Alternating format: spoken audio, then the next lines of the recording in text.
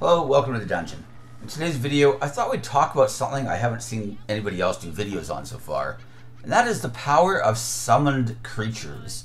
Now, I'm going to use some Baldur's Gate 3 here to illustrate my point, just because, because why not? But this works for the tabletop as well. If we notice, these summoned creatures do not require concentration. So I can still cast my big concentration spells while having my elemental and my wood nymph sylph creature thing here, whatever she is, out.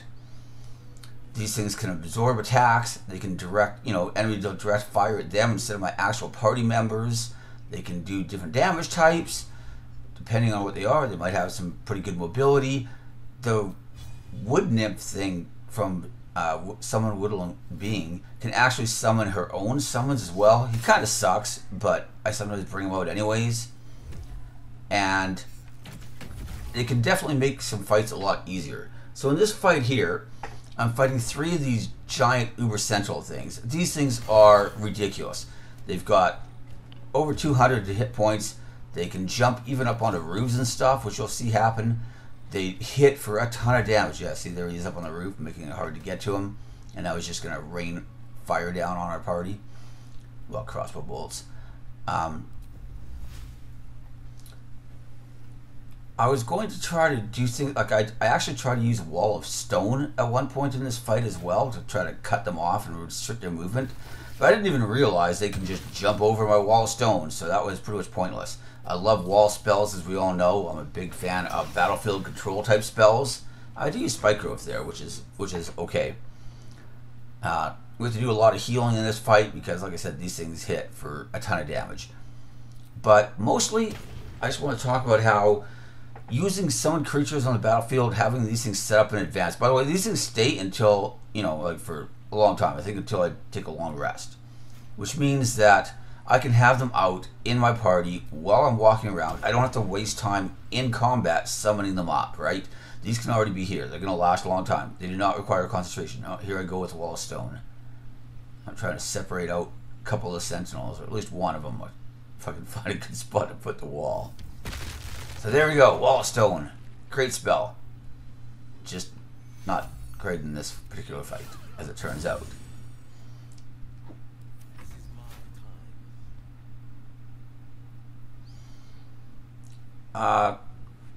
For anybody who's curious, my party currently is level 8 in this footage, although after this fight we get to 9. The druid Jahira is already 9. She was higher when I recruited her. She was like half a level up on the rest of the party. So she's 9, but everybody else is 8. Mostly, I don't always use this party setup. A lot of times I use Gale instead of Will, the wizard instead of the warlock. I just find the wizard has a better spell selection and is a lot more versatile. But I've been trying to use the warlock a little more lately because I felt like I was kind of neglecting the guy. And he is pretty good too, he's very handy to have. Repelling Blast in this game is amazing. There are so many enemies perched up on like rafters or roofs or up in balconies and other high locations, and his ability to just like knock guys out of the rafters or whatever, or knock them off buildings and then they take damage, it's spectacular. I had one fight earlier where I didn't actually have Jahira yet. I hadn't recruited her, and I'd already let's just say lost the cleric. I don't want to get into spoilers why. So I was forced to do a couple of really difficult fights with no healers. And I basically just had Gale, the wizard, cast Evoid's Black Tentacles on a bunch of the enemies and immobilize them. And then Will put down a wall of fire right through the entire group of immobilized enemies. And they were stuck in the Black Tentacles, taking damage from that, while also being stuck in the wall of fire, taking burning damage from that. And, then the few that got free, my main character, the Paladin, sorcerer, multi-class person there, she just went around cleaning everybody up that managed to escape. But for the most part, almost everybody just died in the wall of fire. And it took a few rounds, so I had to concentrate on that. But pretty good. So anyways, back to this video. As we can see, my water elemental, he's still holding strong here. Another thing with these summons is, you know, they can occupy some space in the battlefield, which also gives you a chance to make opportunity attacks with them and stuff like that. I'm a much bigger fan of, say, casting like a summoned elemental with a 5th level spell slot, or my woodland being with a 4th level spell slot, than generally damage spells. Unless they're like persistent damage spells that can just go round after round doing their damage, right? Because this game has a lot of really long fights. It's not like tabletop D&D where a lot of times you can just blow the enemies up in a couple rounds and it's over. You get lots of adds in this game. There's tons of fights where you've got, like in this fight here, I've got 3 really strong opponents, plus we had all the humans who were fairly decent as well. I mean, you can still see my druid. She's just on low health this entire time. I think I have a couple of party members who actually go down, and I'm forced to like heal them and revive them. This fight is really, really brutal. I did have some long-lasting buffs. I had Armor Bagathus on both the Sorcerer and the Warlock going into this fight. Usually if you have the Wizard, having Mage Armor on him is a great idea. But, you know, overall, I just wanted to say I really, really believe strongly in the power of the summoned creatures. I find that they tend to, in the course of a long fight or a tough fight, it is a much better use of a spell slot, in my opinion, than a damage spell. And often even better than some of the battlefield control spells, even though I love the battlefield control spells, but those ones usually require concentration for most of the good ones. These don't. And by the way, I'm not saying don't take any damage spells, right? Obviously, if I have some summons in place, then, you know, that's a good start. I can cast, like, you know, in this case I have a spike growth going on. If we had Gale here, we would have used Evor's Black Tentacles or something like that, probably. If you're lower level and you don't have 4th and 5th level spells, things like Flaming Sphere, Clouded Daggers, some of those types of spells, even stuff like Grease can be really good if your party's able to like get up above the enemy and just like start shooting down on them and they're all slipping and falling in the grease and they can't get at you. That kind of stuff can make really difficult fights way easier in this game. Obviously my paladin is trying to drop some smites.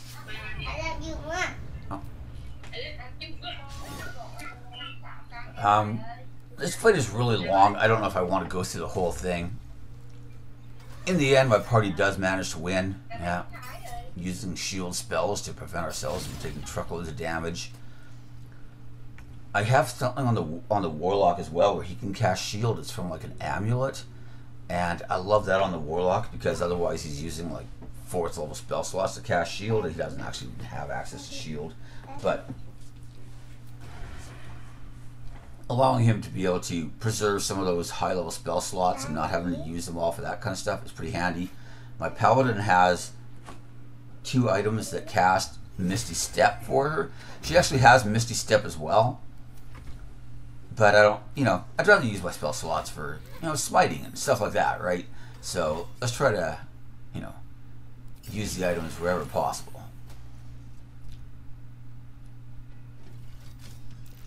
I don't do a particularly good job of focus firing in this fight.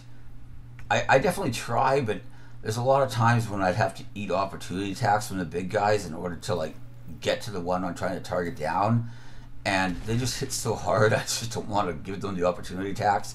But that just means that I end up like firing a lot on secondary targets, which isn't not great. That's one thing I do like about the Rogue. I actually multi-classed him into Ranger as well. But because he has the cunning action disengage, I can always just use my bonus action to get away, move back, and then sneak attack whoever, you know, is around. I'm trying to hide some of my characters away so they don't get killed in the fight. Trying to cast some heals still, and like I said, this fight was absolutely brutal. It doesn't help that I used my 5th level spell slot on a wall of stone that then did absolutely nothing. You know, that could have gone to a nice big group heal, or it could have gone to even another conjured elemental or something would have been nice. But yeah, it is what it is. I said this is one of my summoned creatures right here.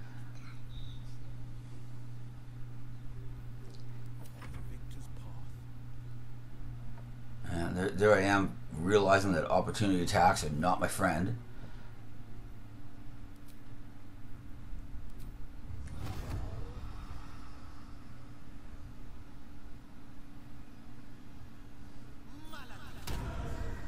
Yeah, that's a prime example of I wanted to focus the top one down and I realized I was going to eat opportunity attacks. I was like, whatever. I guess he's hitting this one instead. Notice this elemental still in there. Still doing some damage. Still taking some hits. He's also pretty mobile, or yeah, pretty mobile. He can like short range teleport kind of thing, which is pretty handy.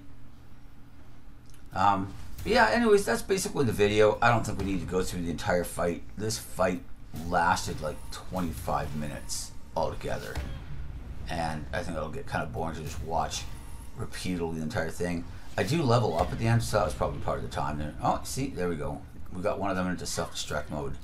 So that's a perfect time for everybody to get out of dodge. Oh, I think he even blows up and damages the other guy, maybe. I can't remember for sure. Oh, maybe he doesn't. At this point, I'm just like, okay, everybody needs to get out of self-destruct range. Oh, they can't make opportunity attacks while they're in self-destruct mode, which is nice.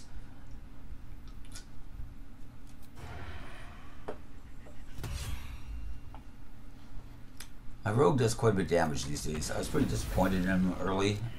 I did not really care for him much at all. You kind of need him just because there's a lot of traps in some of the areas. But ever since I multi-classed him into Gloomstalker Ranger, I've been much happier. I grabbed Sharpshooter for him, and now he's like really packing a punch and doing a lot of damage. I probably should have gone Assassin as well, but I kind of wanted to have some spell casting in there, and I figured since I was going with Ranger and they get spells, that Arcane Trickster would be a decent mix. It's been pretty good so far. I haven't done a lot of multi-classing on these guys. Really, it's just him and my main character.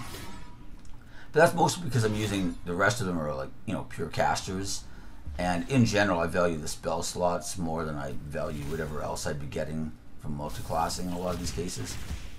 Like I said, Elemental still in there, still doing work. That guy's a true champion and hero of the cause here. Anyways, I think to sum up, I just wanted to say that I think that this is something that a lot of people overlook. They look at spells like Cone of Cold, which is a great spell. I'm not bashing it, right? And you know, you see, oh, that's a lot of damage, but you forget that a lot of these fights, like, I mean, this is probably a 10, 12, 15 round fight. Who even knows? You know, it goes forever. Is my point. And over the course of that fight, the spell slot used on the Elemental is probably 10 times what a Cone of Cold would have done. It's just so much better. And that's assuming that you're able to, you know, get a decent Cone of Cold where you're hitting, you know, 3 or more enemies, not just 1 or 2, right? And that's not always a guarantee. Or you having to eat a bunch of opportunity attacks to try to move into the position you want. At least in this game, you can, like, Misty Step, because you can use bonus action spells and actual, like, action spells in the same turn. Doesn't matter if they're leveled or not. So that's a pretty major difference from the tabletop game.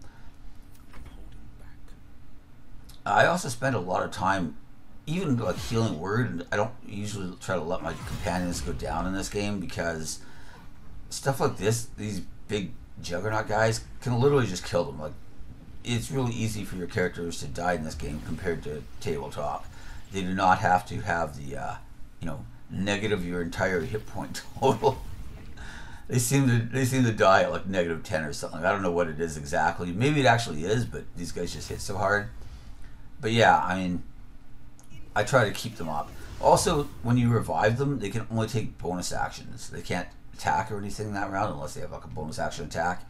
So even though things like Healing Word scale terribly and aren't a great heal, I still try to keep my allies up.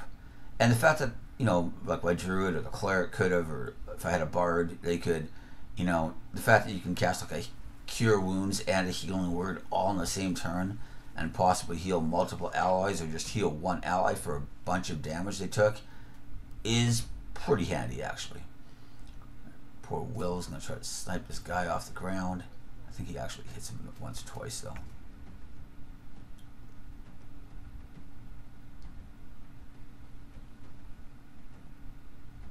At this point with the druid, I just need to get her out of danger, I think. I think that's what I do. I think I run her up the ladder. But anyway, so for anybody who's wondering, I have not been very concise or clear in this video, so I apologize. But yeah, if I can, I'll try to have a summons up. Maybe even 2. But, you know, like I said, they can just follow me around. They stay until I have a long rest. Jaheira can cast spells and then use her arcane recovery to regain them. So I can. That's how I have my elemental and a wall of stone that I cast this fight, because I was able to cast the elemental, then use arcane recovery and get that 5th level spell slot back, because she's only got 1 5th level spell slot technically. But using arcane recovery, I grabbed her back again, because she has an item that gives her arcane recovery.